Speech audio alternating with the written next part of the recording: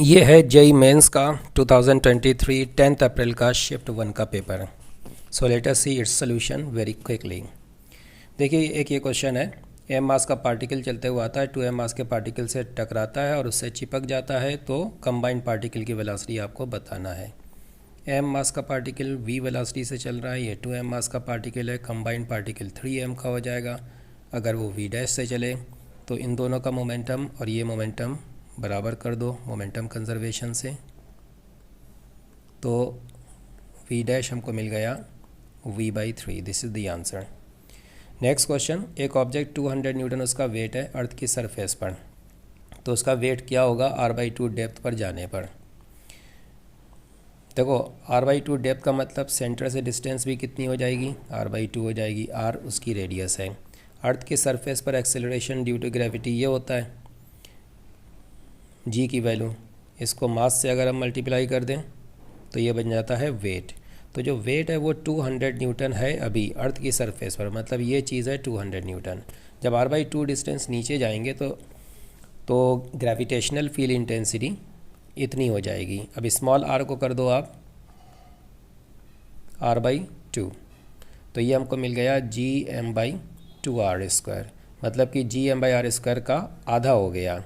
और जो भी ग्रेविटेशनल फील्ड इंटेंसिटी है वही एक्सेलरेशन ड्यू टू ग्रेविटी भी बन जाएगा। तो अगर ये g का वैल्यू आधा हो गया, g का वैल्यू आधा हो गया, तो जो वेट है वो भी आधा हो जाएगा, मतलब 200 से ये हो जाएगा 100 Newton. This is the answer.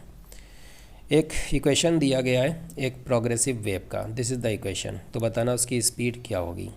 अगर आप इसको एक स्टैंडर्ड इक्वेशन से कंपेयर करें, वेव का जो स्टैंडर्ड इक्वेशन होता है, तो आपको ओमेगा की वैल्यू ओमेगा टी के साथ रहता है 6 मिल गई, और के की वैल्यू आपको 0.03 मिल गई। ओमेगा होता है 2πf के बराबर, तो इससे फ्रीक्वेंसी मिल जाएगी 2π/6, और के होता है 2π/λ के बराबर, तो इससे लैम्डा की वैल्यू आपको मिल गई 2π/0.03। ये हमने गलत लिख दिया, ये है असल में f की वैल्यू है 6/2π। ठीक है, तो वेव की वेलोसिटी हम लिख सकते हैं f लैम्डा, f की वैल्यू है 6/2π और लैम्डा की वैल्यू है 2π/0.03। तो देखिए इसको आप लिख सकते हैं 600/3, ये आ गया 200 मीटर पर सेकेंड। मीटर पर सेकेंड अगर ऐसा यूनिट में सब कुछ दिया गया है तब। अब देखते हैं अगला question, A particle when projected at 15 degrees from the horizontal, तो उसका रेंज 50 मीटर बनता है। तो रेंज बताना है जब उसको 45 डिग्री पर प्रोजेक्ट करेंगे। देखिए अगर हमने u वेलोसिटी से प्रोजेक्ट किया है u² sin 2θ/g, तो this is given 50 metre, 15 degree पर उसको प्रोजेक्ट किया है। ये हो जाएगा 30, तो ये हो गया 1/2। इससे हमको मिल गई u²/g की वैल्यू, ये 1/2 है ना, तो ये हो गया 100। अब बोल रहा है 45 डिग्री पर अगर हम प्रोजेक्ट करें तो जो रेंज बनेगी वो बनेगी u² sin 2 इंटू θ/g।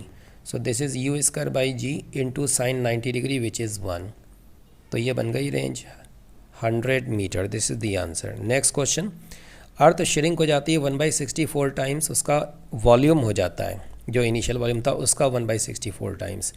तो फिर time period of the rotation of the earth is found to be 24/x hours, what is the value of x।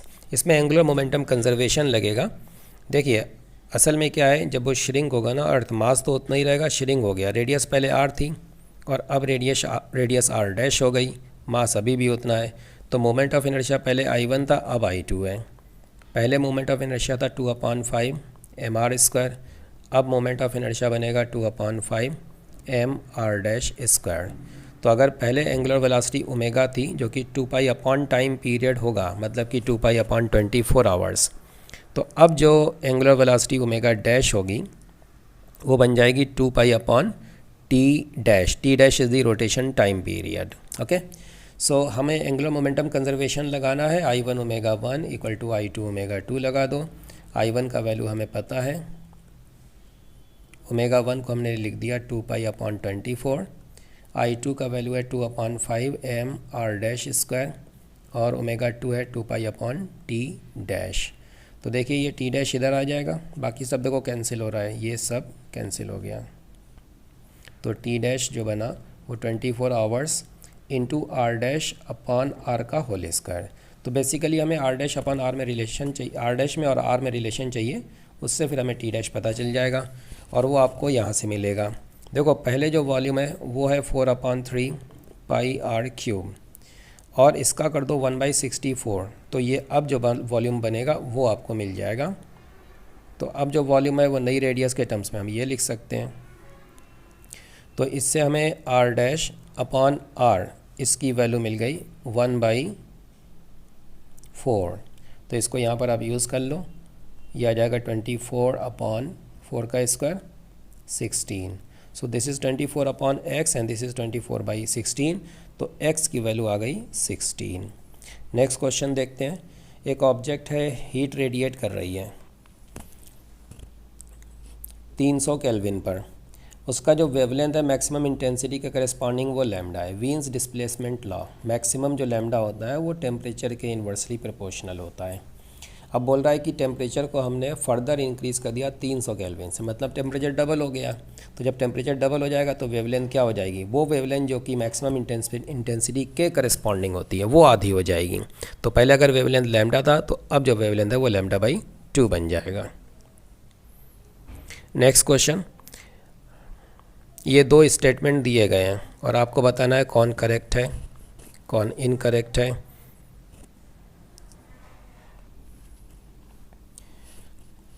तो इनमें से कौन सा करेक्ट है और अगर दोनों करेक्ट हैं तो वो एक्सप्लेनेशन है या नहीं है उसका पहले का, तो ये आपको बताना है।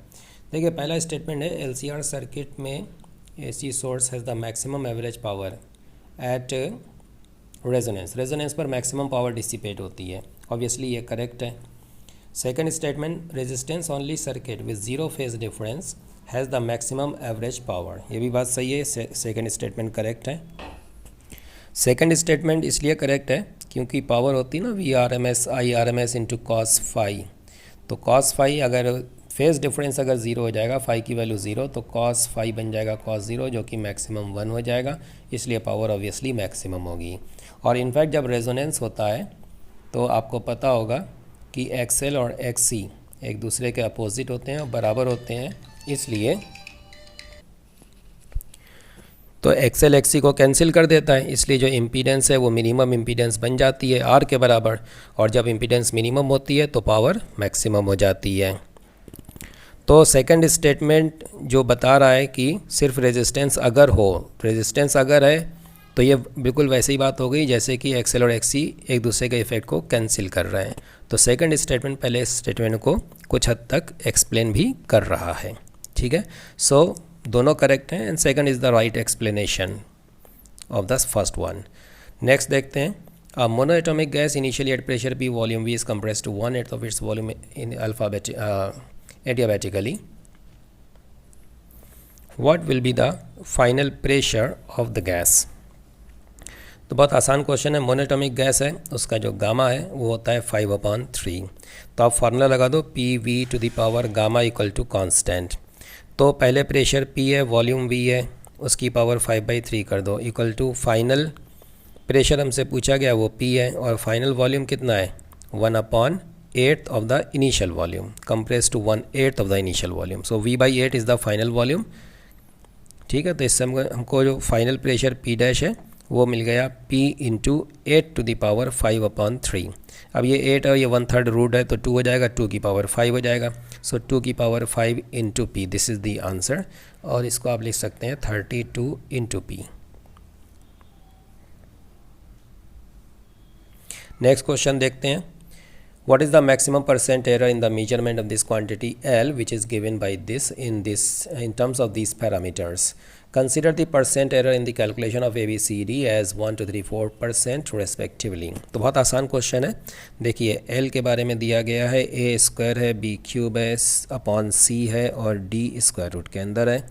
तो देखो DL/L ये डायरेक्ट फार्मूला आता है हमारा 2DA/A plus 3DB upon B plus DC upon C plus 1/2 DD upon D, ठीक है। D की पावर है 1/2 तो यहाँ पर 1/2 रहेगा। हर एक की जो जो पावर्स हैं वो उससे मल्टीप्लाइड रहेंगी, जैसे ये A की पावर 2 है तो ये 2 यहाँ मल्टीप्लाइड है। बाकी ये देखो ये रिलेटिव एरर्स हैं, ये सब क्या है, रिलेटिव एरर्स हैं। ये डी की रिलेटिव एरर, ये सी की रिलेटिव एरर और ये है एल की रिलेटिव एरर। इसी को आप 100 से मल्टीप्लाई कर दो पूरे इक्वेशन को। तो जब ये 100 से मल्टीप्लाई होगा तो D A by A into this 100 वो ए की परसेंट एरर बन जाएगी। तो ए की परसेंट एरर ये दी गई है 1%, so this is 2 into 1, 3 into B की percent error that is 2 plus 1 into C की परसेंट एरर 3% और डी की परसेंट एरर का आधा, हाफ इंटू डी की परसेंट एरर विच इज़ 4। तो ये हमको मिल गया D L by L into 100, ये आ गया 2 plus 13%, this is the answer. Next question देखते हैं। 10 रजिस्टर्स हैं, हर एक का रेजिस्टेंस 10 ओम है और when connected together in all the possible combinations they give the minimum resistance R1 and the maximum resistance R2। तो बताओ R2 by R1 क्या होगा। 10 रेजिस्टेंस से अगर आपको मिनिमम रेजिस्टेंस चाहिए तो आप क्या करोगे, सबको पैरेलल में कनेक्ट कर दो। इस तरीके से जब 10 रेजिस्टेंस को पैरेलल में कनेक्ट करोगे, हर एक अगर R है तो पैरेलल कॉम्बिनेशन बनने पर जो रेजिस्टेंस आपको मिलेगा वो R/10 हो जाएगा और वो मिनिमम है। और अगर आपको मैक्सिमम रेजिस्टेंस चाहिए तो सबको सीरीज़ में कनेक्ट कर दो, तब आपको मैक्सिमम रेजिस्टेंस मिल जाएगा, वो 10R हो जाएगा।